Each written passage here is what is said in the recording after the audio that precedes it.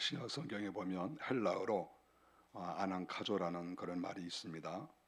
오늘 본문에 보면 예수님께서 재촉하사 이렇게 말씀하셨는데 그 말씀이 바로 아난카조라고 하는 그런 말입니다. 이 말은 그 원형이 아난케라는 말인데 그 말은 구속한다, 사람을 구속하는 거죠. 또 힘이 거기에 들어간다, 그러니까 이러한 의미가 있고 불가피하다, 그런 것이죠. 이런 의미가 들어가 있는 단어라고 볼 수가 있습니다. 동사를 찾아보면 9번 신약 성경에 나오거든요. 여기에서 이 아난카조라는 말은 예수님께서 제자들에게 행하실 때에는 재촉한다 이렇게 표현이 됐는데, 또 다른 성경을 쭉 찾아보면 어떤 데서는 번역할 때 강권하다 이렇게 표현을 했습니다. 그러니까 재촉하다, 강권하다, 다 이것도 다 같은 말이라고 하는 것이죠. 또 마지못하여 한다 그랬을 때 마지못하여, 이것도 다 똑같은 단어예요. 그리고 억지로 한다, 이 말도 다 똑같은 말이에요. 그래서 우리나라 말로 번역을 이렇게 해서 그런 것이지 원래 헬라어 단어는 똑같은 말이에요. 그래서 이 똑같은 말을 똑같이 다 번역을 해야 되는데, 이제 우리나라는 이 어휘가 풍부하고 우리나라는 이 자세하게 묘사를 잘해요. 그러니까 이렇게 표현을 한 것뿐이다. 그러나 원래는 다 똑같은 말이다 하는 것을 알 수가 있습니다. 그래서 저는 여기에 관심을 갖고, 그러면 성경 어디에 이러한 아난카조라는 말이 사용이 되어졌나 하는 것을 살펴보았습니다. 먼저 오늘 본문에 보니까 예수님께서 자기 고향에 가셔서 오병이어의 역사를 행하셨습니다. 사람들이 많이 이렇게 몰려왔는데 먹을 것이 없어요. 그래서 주님께서 그들에게 보리떡과 물고기 이렇게 오병이어를 가지고 왔는데 축사하시고 나누어 주었더니 무려 5천 명 이상의 사람이 먹은 거죠. 놀라운 일이 벌어졌습니다. 그때 그 음식을 먹었던 사람들이 너무 마음에 감동을 하고, 자기들이 먹을 것이 없는데 또 자기들이 여러 위기에 빠져 있는데 예수 그리스도야말로 정말 우리의 왕이 됐으면 좋겠다, 이 땅의 왕이 됐으면 좋겠다, 우리를 보호하고 우리를 먹여 살리고 이렇게 했으면 좋겠다, 그러니까 이런 마음을 가졌죠. 그래서 그때 당시에 사람들이 예수님을 왕으로 모시려고 했어요. 그래서 예수님, 그리고 사람들이 몰려온 거죠. 거기에 물론 제자들도 함께 있었으니까 사람들이 제자들도 존귀하게 여기고 이렇게 했을 거 아니겠습니까? 우리 주님께서는 그 순간에 어떻게 행하셨느냐, 이건 아니다 하는 것을 주님은 아신 것이죠. 왜 그렇습니까? 주님은 이 땅의 왕으로 오신 분이 아니죠. 이 땅의 사람들의 먹는 것을 해결해 주었다고 주님께서 왕이 되실 것도 아니고, 그것이 예수님의 목적이 아니에요. 예수님이 이 땅에 오실 목적은 사람들을 배불리 하는 게 목적이 아니고, 가난한 사람 도와주는 게 목적이 아니에요. 영혼을 구원하는 거예요. 하나님의 나라를 만들어가는 거예요. 영적으로 무지한 사람들이 영적인 것을 깨닫고 하나님의 나라를 알게 하는 것, 하나님께서 이렇게 능력이 많으신 분이다, 하나님은 귀신도 쫓아내고 병든 자도 치료하고 우리의 기도도 들어주시는 이러한 분이다, 이것을 예수님께서 알리러 오셨는데, 밥 한 끼 제대로 얻어먹은 다음에 당신이 우리의 왕이 되십시오 하니까 이것은 주님께서 이 땅에 오신 목적과 달라진 거예요. 그래서 예수님이 그것을 따라갈 수가 없어요. 사람들은 밥 한 끼 주고 나라에서 먹을 거 주고 돈 주면 되게 좋아하는데 그것은 잘못된 거예요. 그래서 예수님께서는 제자들을 불렀습니다. 그리고 제자들에게 너희들 당장 배 타고 저 건너편 벳사다로 가라. 그 예수님께서 오병이어의 역사를 행하신 그것과 배를 타고 한참 몇십 킬로 가야 벳사다가 나와요. 그래서 주님께서 빨리 너희들 배 타라, 그리고 저 건너편 가. 성경에 보니까 재촉하사 아난카조 이렇게 나온 거예요. 재촉했다, 강압적이다. 여기에 주님께서 압력을 행하신 거예요. 제자들이 어떨떨한 거죠. 아니 주님께서 이렇게 능력을 행하셔서 수많은 사람이 주님을 존경하고 우리는 또 주님 때문에 이렇게 대우도 받고 너무나 좋지 않습니까?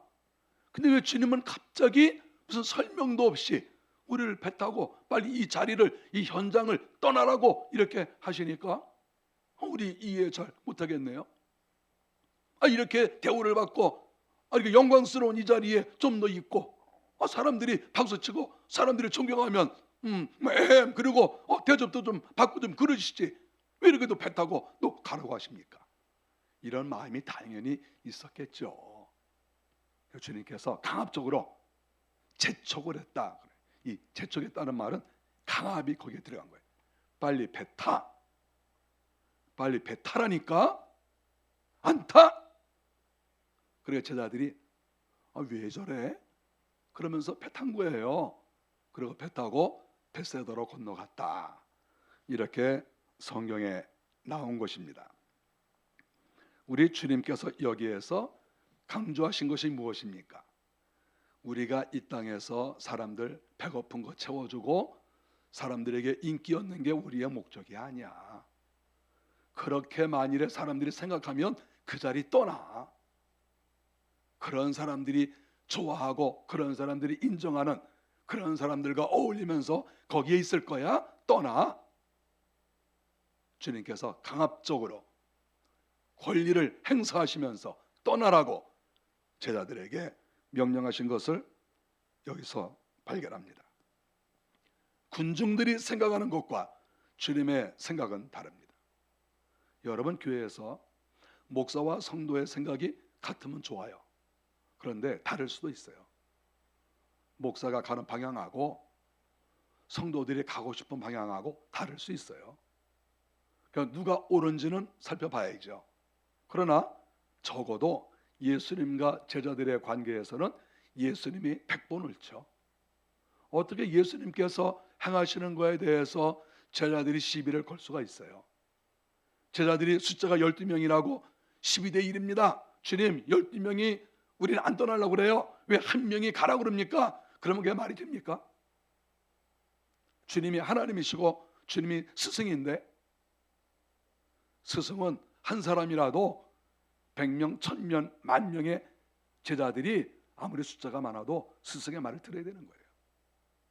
그것이 세상의 이치예요. 자기가 거기서 배웠잖아. 배웠는데 왜 말 안 들으면 어떻게 해? 그러니까 제자들이 다 떠난 거예요. 주님이 떠나라고 하시니까. 어떻게 해요? 떠나라면 떠나는 거지. 하라면 하는 거지. 무슨 말이 많아? 하면 하는 것이지. 강압이 들어가요. 강압이. 떠나!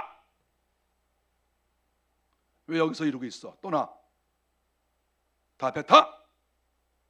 그러니까 제자들이 할 수 없이 12명 그 이상이 배 타고 떠난 거예요. 주님이 떠나려니까.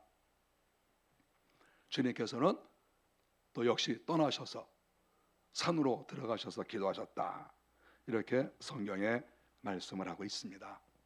우리는 이러한 것을 볼 때 주님께서도 강압적으로 행사한 것이 많았다는 것을 우리는 알 수 있어요.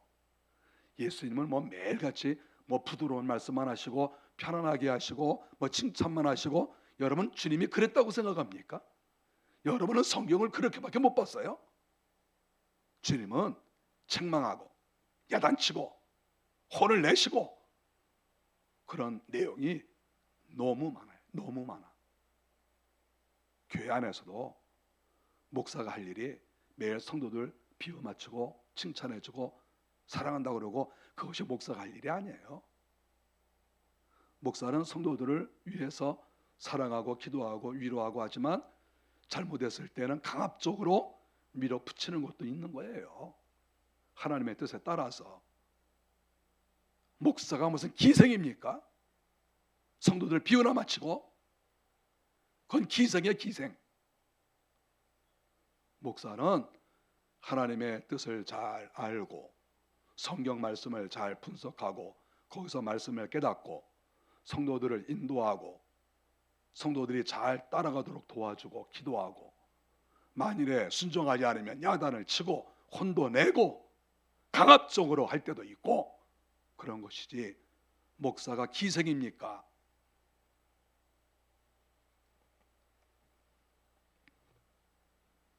우리가 성경에 보면 또 아나카조 이 말을 쓴 곳이 있습니다.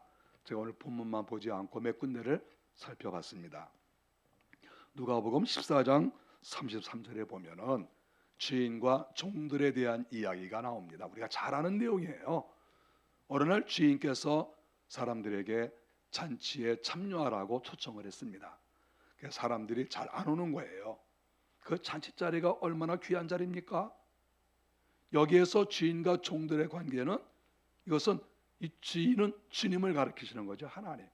그러니까 예를 들어서 하나님께서 저 하늘나라를 예비하시고 천국 잔치를 준비하시고 사람들을 초청한 것이죠. 사람들이 잘 안 오는 거예요. 참 사람들이 미련하지요.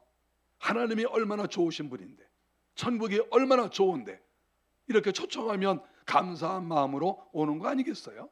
그런데 오지 않았습니다. 그랬을 때 주인이 종들을 불렀습니다. 그리고 명령합니다. 주인이 종에게 이르되 길과 산 울타리가로 나가서 사람을 강권하여 데려다가 내 집을 채우라. 우리가 교회마다 이 전도할 때 항상 주로 쓰는 말은 사람을 강권하여 데려다가 내 집을 채우라, 이런 말을 많이 씁니다. 저도 이 말 많이 썼어요. 사람을 강권하여 데려다가 내 집을 채우라. 여기에서 쓴 말도 아나카조, 바로 그런 말이죠. 사람을 강권하여, 강압하라는 거예요. 강압, 강제로. 여기에 힘이 들어간 거예요. 예수 믿으세요. 교회 나오세요. 회개하세요. 그랬을 때 사람들이 예수 믿는 거 좋아하지 않아요. 회개하는 거 좋아하지 않아요. 내 자녀들도 말 잘 안 들어요. 가족들도 아무리 좋은 길을 가르쳐줘도 말 안 들어요. 이럴 때 주인께서 하신 말씀이 뭡니까? 강권하라, 아나카조, 이렇게 얘기한 거예요. 아나카조, 강권하라. 회개하기 싫다고 그래서 놔두지 말고, 하나님을 믿지 않는다고 놔두지 말고, 너희가 어느 정도 이렇게 강하게 얘기하고 어느 때는 압력도 행사하고, 이렇게 해야 그 사람이 예수를 믿는 것이지.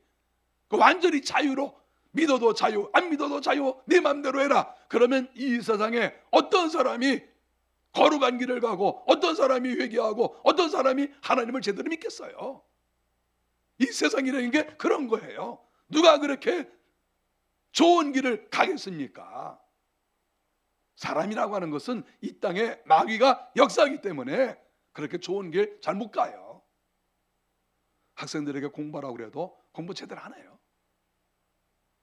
좀 장래를 생각해서 열심히 노력해라 이렇게 말해도 또 노력 안 해요. 직장생활 열심히 해라 그래도 직장생활 열심히 안 해요. 그래서 직장에서 쫓겨나는 사람 많아요. 왜 그렇습니까? 사람은 근본적으로 게으르고 근본적으로 놀고 싶어하고 근본적으로 이 땅에서 쉬고 싶어해요. 일하는 거 좋아하지 않고. 그런데 무슨 거룩을 찾고 무슨 회개를 하고 무슨 하나님을 찾겠어요? 사람들이 어떻게 방치할 수가 있습니까? 네 마음대로 하라 그러면 누가 잘하겠습니까? 직장에서 사장이 월급을 주는데 네 마음대로 일하라 그러면 누가 열심히 일하겠어요? 하루 종일 놀지. 하나님의 나라도 마찬가지예요. 하나님의 나라도 이렇게 귀한 잔치를 예비하고, 여러분들 하나님을 믿으십시오. 하나님께서 여러분에게 은혜를 주시고 구원의 길로 인도하십니다. 이렇게 아무리 얘기를 해도 말을 듣지 않으니까 주인께서 종들에게 강권하라. 가서 좀 어느 때는 강하게 얘기 좀 하고, 너 이런 식으로 하다가는 너 국물도 없어 이렇게 얘기를 하든지, 너 이렇게 하면 내가 너한테 베푸는 은혜 다 걷어갈 거야 이렇게 말을 하든지, 어쨌든 강압적인 그러한 것이 필요하다. 성경에 그렇게 써 있어요. 성경에 우리가 전도할 때 사람들에게 바른 길을 인도할 때 강압적인 것이 필요한 거예요. 은혜만 있는 게 아닙니다. 기독교는 강압적인 것도 있고 은혜도 있고 사랑도 있고 골고루 다 있는 거예요. 하나님의 나라 안에서 떡을 먹는 것이 얼마나 복이 있습니까? 누가복음 14장 15절에 물은 하나님의 나라에서 떡을 먹는 자는 복되도다. 예수 안에 들어와서 하나님의 은혜 속에 사는 게 얼마나 복이 있는 것인데, 그런 복된 것을 이야기하지만 사람들이 잘 따라오지 않는다고 하는 것이죠. 우리는 이런 인간의 무력도 물론 약간 필요할 수 있겠지만 무엇보다도 영적인 무력, 영적인 강압, 이것이 우리에게 필요하다, 이렇게 말할 수가 있습니다. 이 아나카조라는 말을 쓴 것은 성경에 보면 예수님에 대한 것과 바울에 대한 것, 베드로와 관계된 것, 요 세 분 외에는 없어요. 다른 분들은 이 용어를 쓰지를 않았어요. 우리가 사도 바울도 이 말을 썼는데 어느 때 썼나 하는 것을 한번 보겠습니다. 사도행전 28장 19절에 보니까 사도 바울이 내가 마지못해서 가이사에게 항소하였다 그랬을 때 마지못하여 이렇게 했습니다. 여기서 내가 할 수 없이, 바로 그런 말이죠. 왜 바울이 이런 말을 썼을까?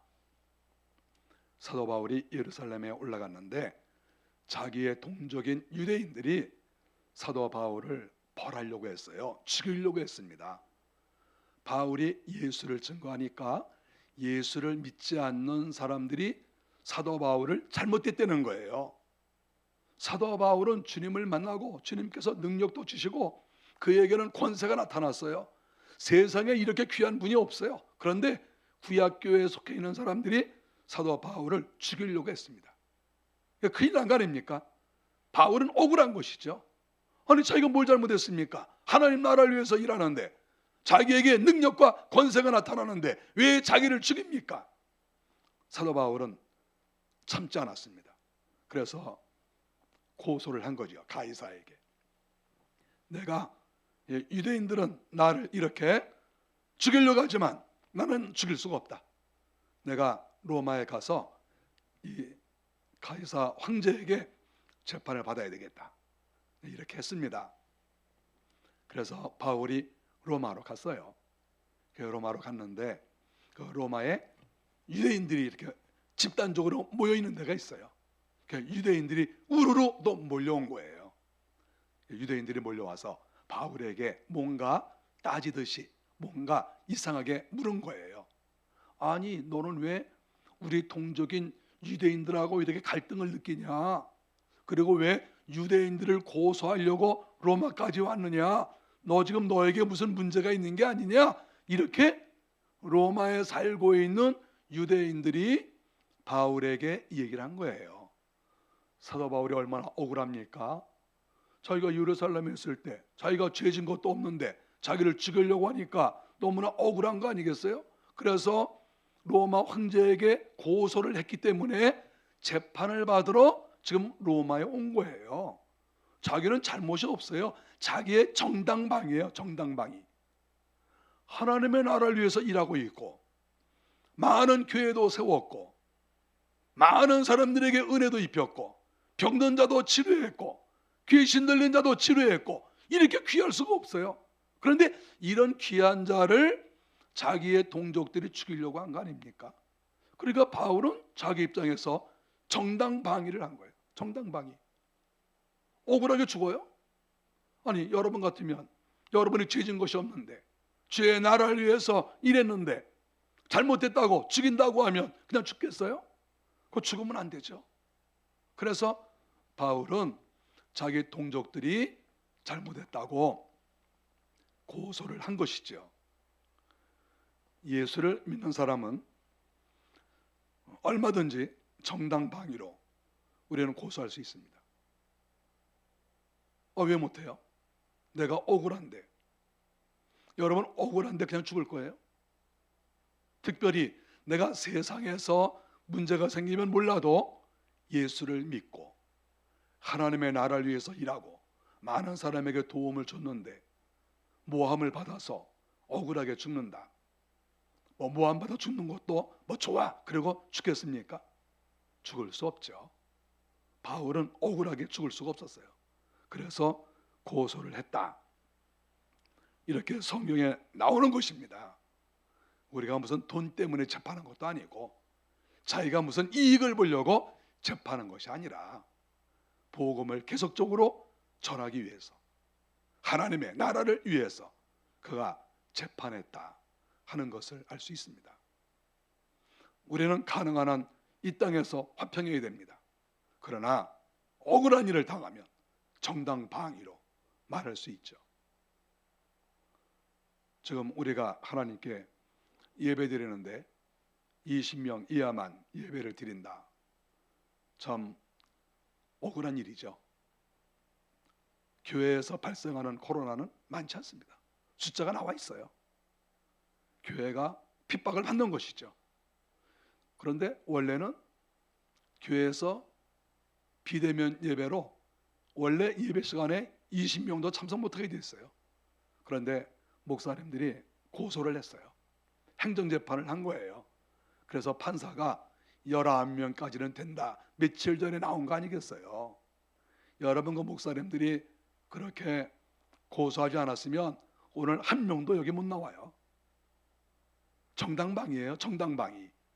하나님을 믿고 정상적인 신앙생활 이것을 하기 위해서 내 개인적 욕심이 아니고 하나님의 나라를 위해서 우리는 얼마든지 고소할 수 있다. 그리고 재판할 수 있다. 그리고 만일에 재판이 된다고 하면 우리가 교회 돈을 1,000만 원, 1억이라도 우리는 들여서 재판할 수 있다. 그거죠. 교회는 1억, 2억을 들여도 재판할 일은 재판해야 돼요. 신앙을 지키기 위해서. 앞으로 그런 일이 있으면 우리 교회는 몇 억이라도 재판할 때 재판 비용으로 써야 돼요. 당연한 거예요. 바울은 재판을 했어요. 로마로 갔어요. 그러면서 자기가 마지못해서 억지로 내가 이렇게 하는 것이다. 하고 싶어서가 아니다 이게. 복음의 확장을 위해서 하나님 나라 증거를 위해서 내가 이렇게 한 것이다. 이렇게 말하고 있습니다. 사도 바울이 이 용어를 계속해서 쓰고 있습니다. 고린도후서 12장 1절에 보면은 그가 말하기를 고린도 교회 성도들에게 내가 부득불 자랑하노니 주의 환상과 계시를 말하리라 이렇게 말했어요. 여기에서 부득불 이 말도 아나카조 똑같은 말이에요. 내가 여러분들에게 부득불 자랑한다. 사도 바울이 대사도가 성도들에게 무슨 자랑하고 싶었겠어요? 무슨 자랑입니까? 그 나이에 그 실력을 가지고 뭐 자랑하겠어요? 초등학생 같은 사람한테. 그런데 부득불 자랑한다 이렇게 얘기한 거예요. 할 수 없이. 내가 강압적으로 여러분들이 그렇게 행동하니까 할 수 없이 지금 내가 여러분들에게 자랑을 한다. 이렇게 말하고 있는 것이죠. 왜 이렇게 했습니까? 고린도 교회 성도들이 사도 바울을 사도로 인정하지 않는 거예요. 너는 뭔가 수상하다. 너는 외모도 키도 작고 뭐 눈병도 있고 말도 제대로 못하고 주님이 직접 부른 사람도 아니고 과거의 교회를 핍박했고 아무리 봐도 너는 뭔가 좀 이상해. 이렇게 생각을 하는 거예요. 하나님의 사람도 의심받을 수 있어요. 그 사람의 실력, 그 사람의 인격, 그 사람의 영성 의심받을 수 있어요. 할 수 없어요. 의심받는 거 어떻게 하겠습니까? 의심하겠다는데 너에게 영성이 있느냐? 네가 지성이 있느냐? 네가 인격이 있느냐? 아니 의심하는 걸 어떻게 하냐고 할 수 없지. 의심받는 거예요. 우리는 서로 의심받을 수 있어요. 그런데 사도 바울은 억울한 거예요. 왜냐하면 네가 말을 못한다 그러면 괜찮아요. 오케이, 예, 제가 말을 못합니다. 야, 너 못생겼어? 그러면 오케이, 예, 제가 못생겼습니다. 그러면 돼요. 그거는 괜찮아, 사실이니까. 그런데 사도가 아니라고 하는 거에 대해서는 인정을 못하는 거예요. 왜냐하면 주님께서 사도로 부르셨으니까 그 부분을 인정 못하는 거죠. 그래서 사도 바울은 여러분들, 나 사도입니다. 내가 아무리 외모가 이렇게 못나도, 내가 말을 못해도 저 사도예요. 그러면 사람들이 네가 사도인 증거가 뭐냐? 그럴 거 아니겠어요. 사람은 자기가 어떤 존재라고 하면 자기의 능력을 보여줘야 돼요. 능력을 보여주지 않으면 초라한 인간이 되는 거예요. 교회 안에서도 마찬가지예요.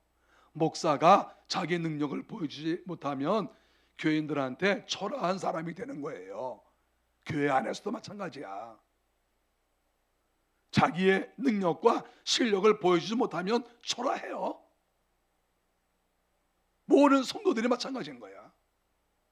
바울은 그런 대우를 받았을 때 성경에 말했습니다. 주의 환상과 계시를 말하리라. 결정적인 거죠. 내가 주님을 만났다. 주님께서 나에게 말씀해 주셨다. 주님은 나에게 여러 가지 계시를 보여주시고 말씀해 주셨다. 결정적인 거죠, 이게. 그리고 바울이 말하지 않았지만 바울은 병든 자를 치료하고 귀신 들린 자를 쫓아내고 사도 바울의 능력 권세가 나타나는 거예요. 그러니까 이것이 내가 사도인 증거다, 이렇게 얘기한 것이죠. 고린도 교인들에게 너희들이 나를 무시해? 나 이렇잖아. 주님도 만나고 계시가 나한테 임하고 병든 자를 치료하고 귀신 쫓아내고 내가 수많은 진리를 가리키고, 나 이래도 내가 사도가 아니야? 다 이렇게 나온 거잖아요. 얼마나 멋있습니까? 이래야 되는 거 아니겠어요? 하나님의 나라를 위해서 일하는 사람은 나 이런 사람이야, 그리고 보여줘야 돼. 보여줘봐. 증거가 있어야 될 거 아니야. 증거가. 하나님의 능력이 임하는 증거가 있어야 될 거 아니야. 하나님이 함께 하시는 무슨 증거가 있어야 될 거 아니야. 증거가 없는데 어떻게 믿어?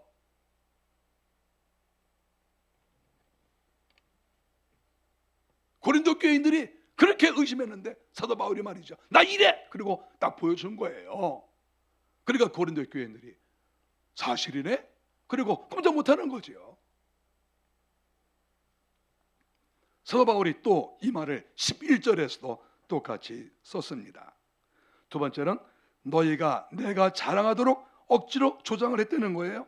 11절에 보니까 내가 다른 사도들보다 조금 더 부족하지 아니하다 그러면서 사도의 표가 된 것은 내가 너희 가운데에서 모든 참음과 표적과 기사와 능력을 행한 것이다, 이렇게 얘기를 한 것이지요. 부득불 자랑한다, 억지로 자랑한다, 이렇게 두 번씩이나 사도 바울이 이야기를 했습니다.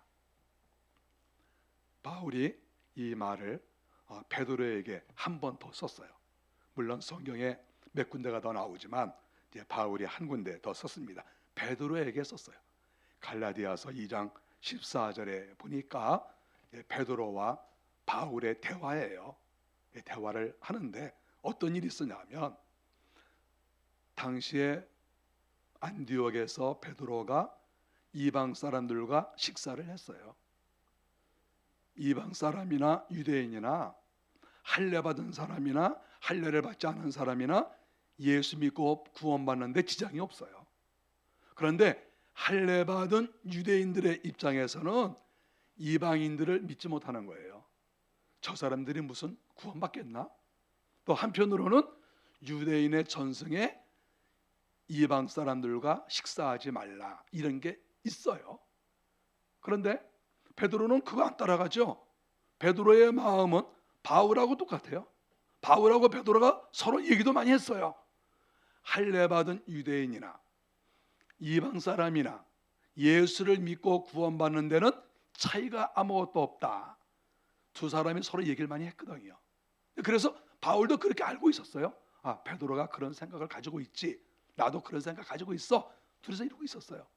그런데 아니 안디옥에서 베드로가 이방 사람들하고 식사를 하고 있는 거예요. 그러면 문제가 아니죠 뭐.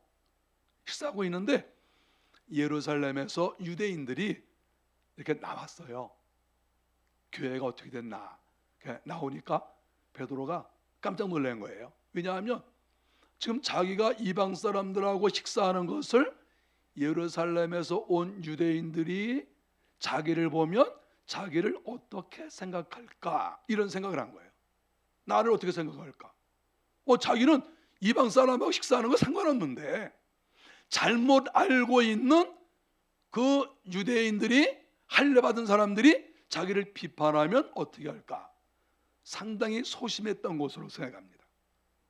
자기가 믿는 진리를 강하게 딱 밀고 나가야 되는데 누가 뭐라고 할까 봐 그걸 내세우지 못하는 거예요.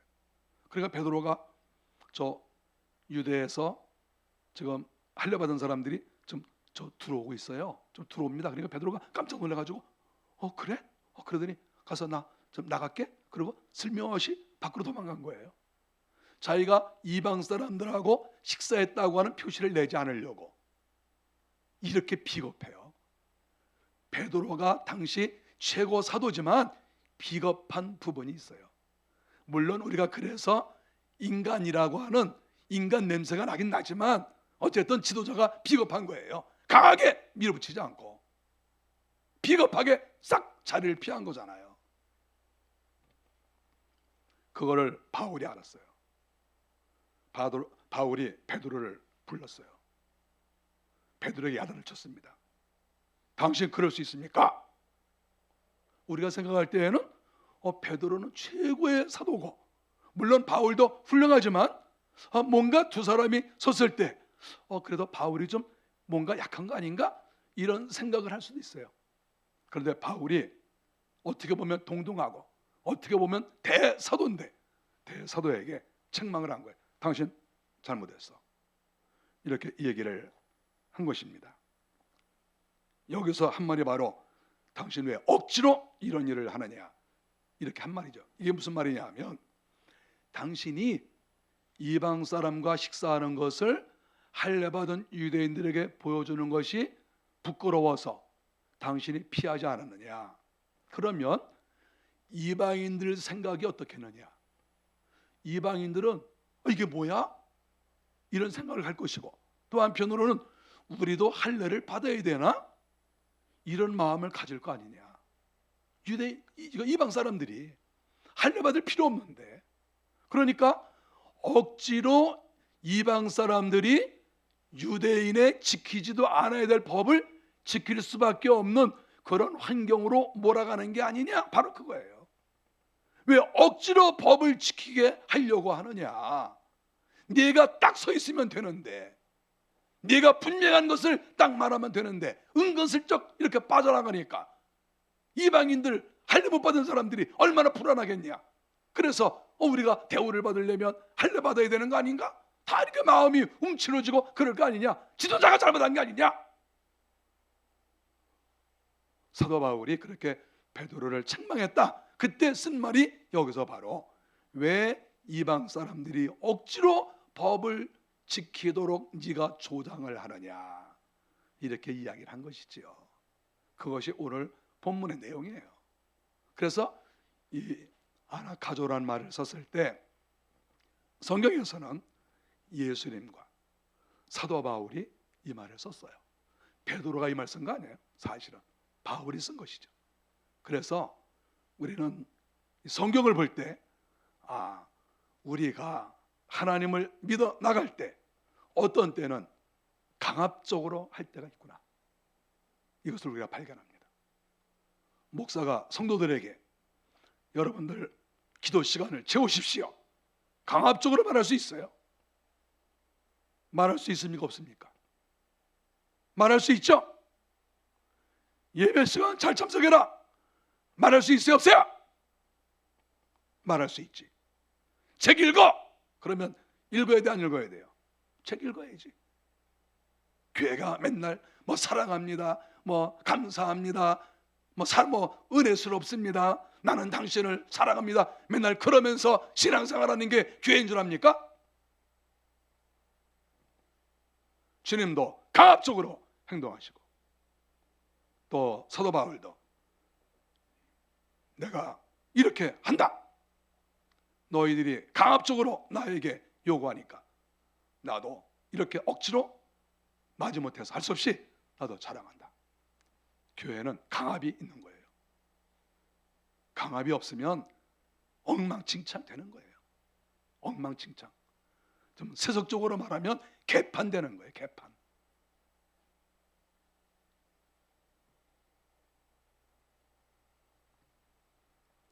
사람들은 억지로 하는 것을 좋아하지 않습니다. 자유를 달라고 말합니다. 그것이 이 세상의 모든 사람들의 마음이지요. 저도 그래요. 자유를 좋아합니다. 그러나 하나님의 나라는 어떤 때는 강압이 필요하고 지도자들의 명령을 따라갈 수밖에 없고 그런 것이지요. 가정에서도 가정에서 가장이 지도하고 명령하면 따라가고 그런 것이지, 가장의 말도 듣지 않고 제 멋대로 행동하고 그러면 그 가정이 제대로 되겠습니까? 개판되는 거지, 개판. 가정에서도 가장이 집안을 잘 통솔하고 교회에서도 지도자들이 잘 통솔하고 강압적으로라도 교회를 통솔해 나가고, 학교에서도 학교의 교사들이 학생들을 어느 때에는 강압적으로 할 수밖에 없고 그런 것이지, 그 자유를 줘가지고 뭘 하겠다고 할 수가 있겠습니까? 그렇게 자유를 많이 줘가지고 뭘 그렇게 잘한 게 있고 충성하고 그렇게 열매가 뭐가 있습니까? 주님께서 제자들에게 이 자리를 떠나라. 왜 떠나나요? 떠나 잔말 말고, 우리의 목적은 사람들에게 대접을 받고 이러는 게 아니야. 우리는 복음을 위해서 온 거야. 이 자리에서 떠나. 그래서 배 타고 벳세다로 갔습니다.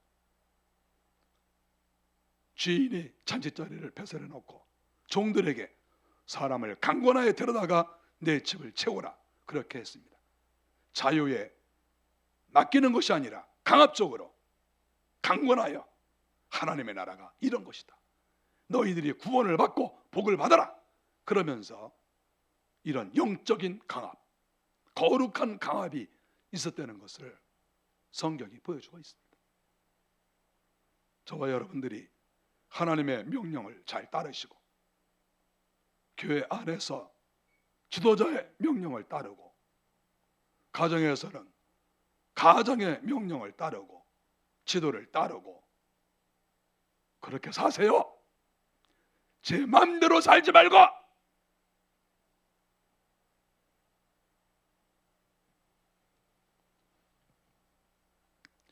오늘 주님과 사도 바울이 사용한 이 말씀을 잘 묵상하시고 하나님 앞에서 아름답게 살아가시는 우리 모두가 되시기를 바랍니다. 기도하겠습니다. 은혜의 감